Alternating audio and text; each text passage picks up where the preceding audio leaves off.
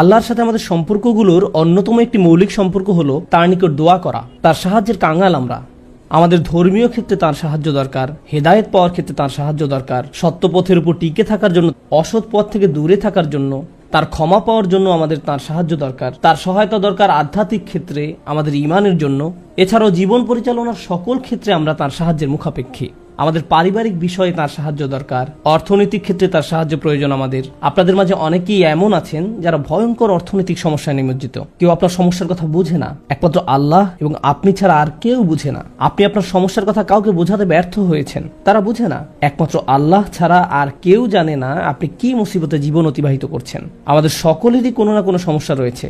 আল্লাহ নিজেই দুনিয়ার জীবনের এই বাস্তবতার কথা কোরআনে উল্লেখ করেছেন। তিনি বলেন, লাকাদ খলাকনাল ইনসানা ফি কাবাদ, নিশ্চয়ই আমি মানুষকে শ্রম নির্ভর রূপে সৃষ্টি করেছি। হয় আপনি মানসিকভাবে পরিশ্রান্ত, না হয় ইমোশনালি আপনি ক্লান্ত।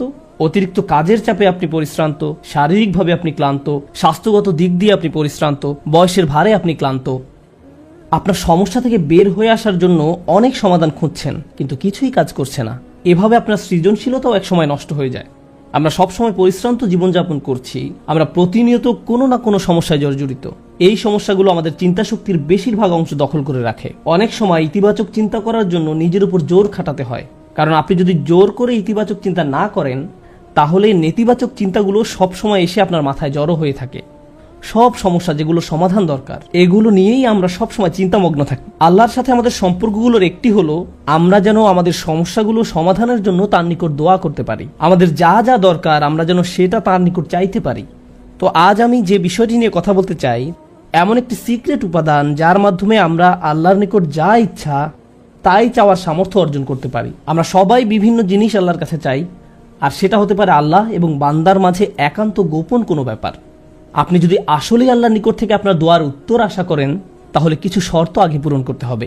আর তার মাঝে অন্যতম একটি গুরুত্বপূর্ণ ব্যাপার যা কোরআনের সর্বত্র বিশেষ জোর দেওয়া হয়েছে, তা হলো আমাকে এবং আপনাকে সবার আগে আল্লাহর নিকট নিঃশর্ত ক্ষমা চাইতে হবে। তার নিকট কোনো কিছু চাওয়ার পূর্বে আপনাকে ক্ষমা চাইতে হবে। আপনাকে ক্ষমা চাইতে হবে। আমার আপনার যে প্রয়োজনগুলো আছে সেগুলো চাওয়ার পূর্বে আমাদেরকে আল্লাহর নিকট পরিপূর্ণ আন্তরিকতার সাথে ক্ষমা চাইতে হবে। এটা শোনার পর আপনি হয়তো জিজ্ঞেস করতে পারেন, ক্ষমা চাওয়ার জন্য কোন দোয়া পড়তে হবে, বা ক্ষমা চাওয়ার জন্য শ্রেষ্ঠ দোয়া কোনটি? মানুষ বিভিন্ন অকেশনে বিভিন্ন রকমের দোয়া পড়ে। যেমন কোনো সন্তান সম্ভবা মা এসে জিজ্ঞেস করে, কিছুদিনের মধ্যে আমার বাচ্চা হবে, এখন আমার বাচ্চার জন্য কোন দোয়াটি আমি পড়তে পারি? অথবা কেউ একজন এসে বলতে পারে যে আমি চাকরির ইন্টারভিউ দিতে যাচ্ছি, কোন দোয়াটি আমি এখন পড়তে পারি? আমাকে বিশেষ বিশেষ সময় উপলক্ষে বিশেষ বিশেষ দোয়া প্রদান করুন। আমি আপনাদের বলছি, বিশেষ সময়ের ওই দোয়াগুলো অবশ্যই গুরুত্বপূর্ণ, কারণ সেগুলো পবিত্র